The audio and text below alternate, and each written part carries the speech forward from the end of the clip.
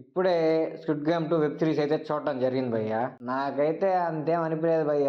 Season 1 చాలా better. Season 2 అయితే నన్ను అంత సాటిస్ఫై చేయలేకపోయింది. సీజన్ 1 లో స్టోరీలోకి ఎంటర్ అయ్యేది క్లైమాక్స్ చాలా బాగుంటది భయ్య. కానీ సీజన్ 2 లో ఏందో స్టోరీలోకి ఎంటర్ అయ్యే ప్రాసెస్ అంతా ఓకే కానీ క్లైమాక్స్ ఎంత ఫుల్ఫిల్ కాలేకపోయాం భయ్య. యాజ్ ఇట్ ఈజ్ సీజన్ 1 లో ఏముందో సీజన్ 2 లో కూడా అదే ఉంది. కొత్తగా ఏమైనా ఉందా అంటే ఏదీ లేదు. సీజన్ 1 లో కొద్దిగా కామెడీ తక్కువ ఉంటది, సీజన్ 2 లో కామెడీ ఎక్కువ ఉంటది. సీజన్ 1 కొంచెం బెటర్, చాలా బెటర్. కొంచెం ఏంది కాకపోతే మీకు సీజన్ 2 అర్థం కావాలంటే అందరూ ఖచ్చితంగా సీజన్ 1 చూసి ఉండాలి. ఎందుకంటే అందులోని కొన్ని క్యారెక్టర్స్ దీంట్లో డైరెక్ట్ గా చూపించేస్తారు అనమాట. వాళ్ళ గురించి పెద్ద ఇంట్రో ఏమి ఇవ్వరు. సో సీజన్ 1 చూసిన వాళ్ళకైతే ఆ క్యారెక్టర్స్ కొన్ని అయితే అర్థం అవుతాయి. అండ్ ఇందులో కూడా సీజన్ 1 లో కొన్ని క్యారెక్టర్స్ ని హైలైట్ చేస్తారు కదా, అలాగే ఇందులో కూడా కొన్ని క్యారెక్టర్స్ ని అయితే హైలైట్ చేశారనమాట. నాకు ఎందుకు ఆ క్యారెక్టర్స్ కూడా పెద్దగా సాటిస్ఫై చేయలేదని అయితే అనిపించింది. సీజన్ లో క్యారెక్టర్స్ చాలా బాగా చేశారు. సేమ్ సీజన్ 1 లో సీజన్ 2 లో ఏమన్నా ఒకటి కామన్ గా ఉందంటే 00 నెంబర్ 1 అనేది సీజన్ 1 లో కూడా ఓనర్ కే ఇచ్చారు, అలాగే సీజన్ 2 లో కూడా ఓనర్ కే ఇస్తారు. అంతే భయ, దీని గురించి చెప్పుకోవడానికంటూ పెద్దగా ఏం ఉండదు భయ.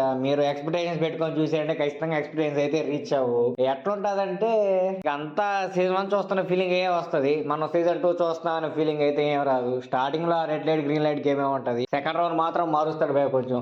కానీ ఆ సెకండ్ రౌండ్ కూడా కొంచెం అంటే మనల్ని టెన్షన్ లో గురి చేయవన్నమాట. సీజన్ లో ఎలా ఉంటది, నెక్స్ట్ వాడు దూకతాడా చచ్చిపోతాడా అని కొంచెం ఇంటెన్సిటీ అయితే మళ్ళీ ఉంటది అనమాట.